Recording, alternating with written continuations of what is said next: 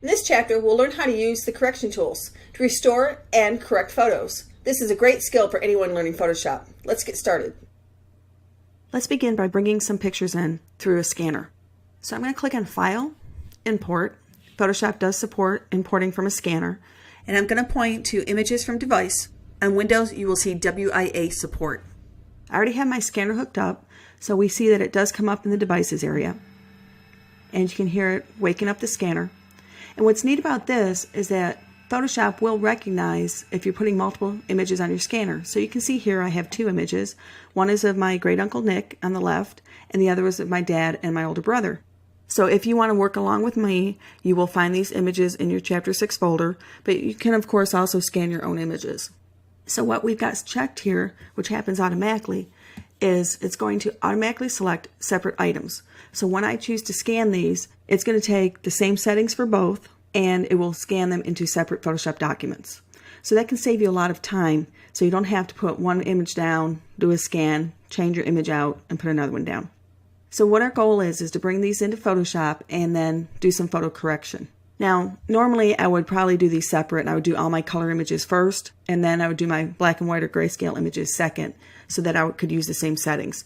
But it's okay to have our black and white image of my dad set as color. It's going to come out just fine. Now, I am changing the resolution. The default resolution is set to 50, which is kind of low, and would be fine if you're just planning on publishing these to Facebook or on a family website or something. But since I'm planning to work on these, I want them a little larger so I can actually see the detail and be able to zoom in and make corrections on any of the flaws that are in the picture, like folds or tears in the image or spots. There may be water spots or whatever. So I'm going to actually set mine to 240. So that gives me a large enough image to work on, and then I could even print it if I chose to, if I wanted to make corrections and then actually make a printable version of it. And I do have the auto selection selected, and I'm going to go ahead and scan this to my Chapter 6 folder, for my project folder. The default name is Scan, and it will put a number on it, so as I continue to scan images, they will become numbered consecutively with the name Scan. Now, if I was doing all one time period or one family member, I could obviously change this name to something else that would make more sense. And then down here, there are some selections. I'm going to deselect the color restoration. There are selections here where you can do some basic image correction, you can do some dust removal, things like that. But we're going to go ahead and make our corrections in Photoshop. And one more thing, down at the bottom we have the overview button.